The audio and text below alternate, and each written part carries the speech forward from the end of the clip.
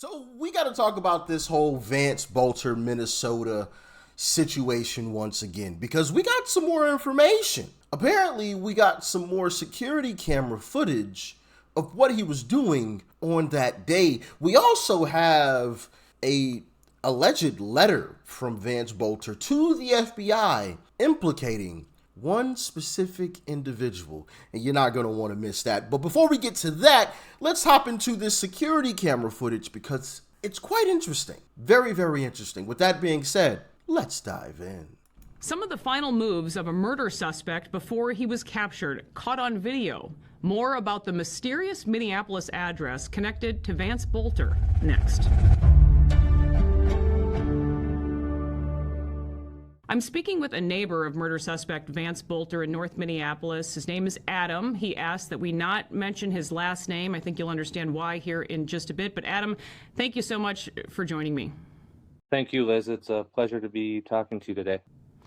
Just a horrifying few days, I know, for your family, but you've provided Alpha News with security camera video this weekend as a manhunt to find and arrest Bolter dragged on for more than 40 hours. Full disclosure here, the FBI, law enforcement, they also, I know, have access to your video. Thankfully, Bolter is now in custody. He's been federally charged with shooting and killing Speaker Emerita Melissa Hortman and her husband, Mark. Bolter has also been charged with shooting and critically injuring State Senator John Hoffman and his wife, Yvette.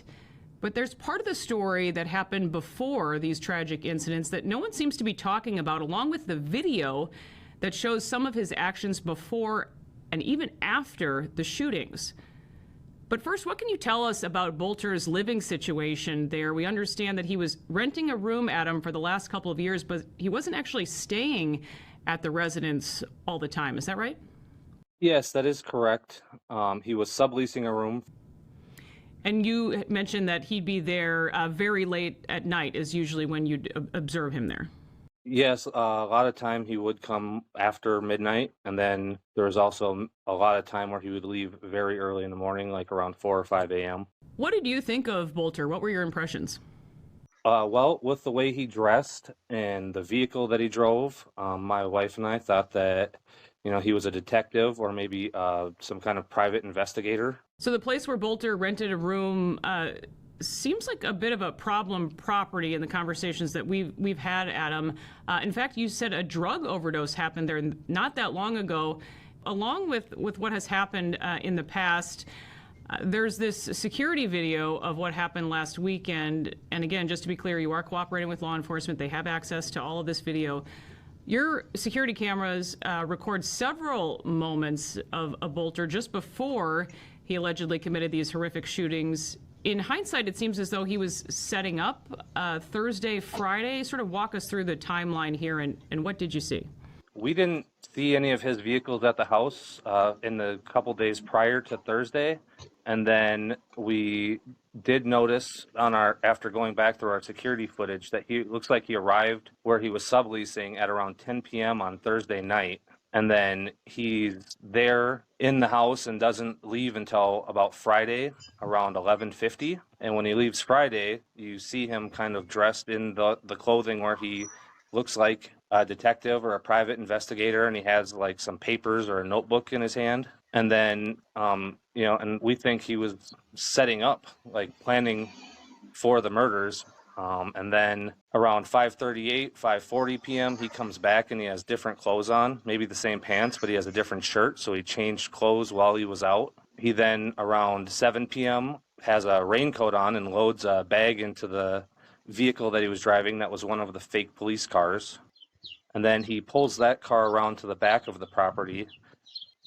And that's actually where that car stays. And then around 8:45, it looks like he leaves on a bicycle in the alleyway. And then we did notice, too, that he was back at that residence for something at 12:55 a.m. on Saturday morning. Our camera shows him pulling away from the driveway in the alley right before going to the Hoffman's residence. He comes back at 6 a.m. and breaks the window out of his own vehicle. He's gone and not seen at that residence again. And then around 8 a.m., the Minneapolis police come and take his roommates. And then there's no SWAT operation until 2 p.m. Okay, so obviously a lot of questions here. We did go ahead and release that video this weekend of him smashing his vehicle, the window out of that vehicle. Any speculation as to why he was doing that? I think that he may have been smashing his own window out to make it look like there was auto break-in or some kind of alibi. There's been a lot of auto thefts and auto break-ins in this exact neighborhood. So 3 hours after Belter allegedly shot and killed the Hortmans, your security camera records him again that morning. It's 2 hours then after that that police are there on scene. What's the scene like now here days later in that neighborhood? Are you surprised that this address doesn't seem to be more of a focus of the investigation? Yes, it's actually life as normal. There's been no police presence at all. There was no police presence while he was on the run, and there's been no visible police coming and taking evidence, searching the house, looking for evidence, going through the garage. And it appears that he was the house in Minneapolis was the central hub of his crime. He was here 2 days before and hours after committing the crimes. What then, Adam, is going through your mind when you hear it's this guy, Shout out to Alpha News. So yeah, apparently he had 2 vehicles that looked like police vehicles. One was parked at that house that he came back to after he allegedly did what he did and broke the windows out in, which is kind of strange, But then to also hop on a bike beforehand, you park your car there, you hop on a bike, which I'm assuming he hopped on the bike to go to the other police vehicle, wherever that was, and that was the vehicle that was left. There's so much going on here. I don't know what this, it's crazy stuff, man. Anyway, the next part of this story, as I mentioned, allegedly there was a letter. Okay, and I want to play this clip because it'll tie into what we're about to get into. Check it out. Called out on this because I called Donald Trump a wannabe dictator. It's because he is. Oh, the governor's being mean and the governor's speaking out on that. Well, maybe it's time for us to be a little meaner. Maybe it's time for us to be a little more fierce. Because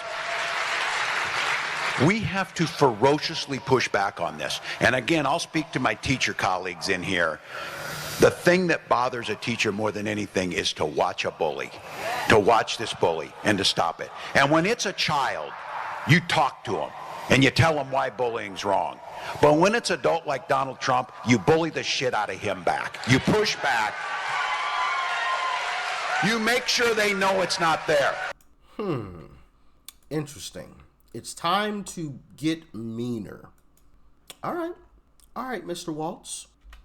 New York Post.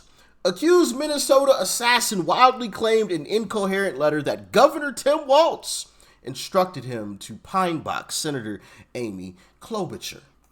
Now you know why I played that clip? Let's read a little bit of this here. Accused Minnesota political assassin Vance Bolter wrote a deranged letter addressed to the FBI in which he wildly claimed Minnesota Governor Tim Walz instructed him to pine box Amy Klobuchar, according to a report. Bolter, 57, alleged in the rambling conspiratorial letter that the former Democrat vice presidential candidate directed him to pine box Klobuchar as part of a supposed plot for Walz to take her spot in the Senate. The Minnesota Star Tribune reported, citing people familiar with the writings. The letter, which is 1.5 pages long, is mostly incoherent and gives an insight into the muddled mind of the Minnesota madman, those sources told the outlet. Neither Walz nor Klobuchar responded directly to the information contained in the letter, but each issued statements on the situation following the report. Yeah, wild stuff, man. Wild stuff. So allegedly, Timmy Tim wants to run for the Senate. Wants to become a senator. Is this Tim Walz's second term as governor? I believe it is. And if it is, that I don't want to say it makes sense, but I could see how he would have aspirations to become a senator. I hope he doesn't. Goodness gracious. I want Tim Walz to just disappear, okay, out of public life, go to private life, and to never have to cross my computer screen ever again, all right? Please. That guy is so annoying. But, you know, when you're calling for more violence, when you're calling for people to be meaner and to push back and to bully people, whatever he was saying, you shouldn't be surprised when stuff like this happens, right?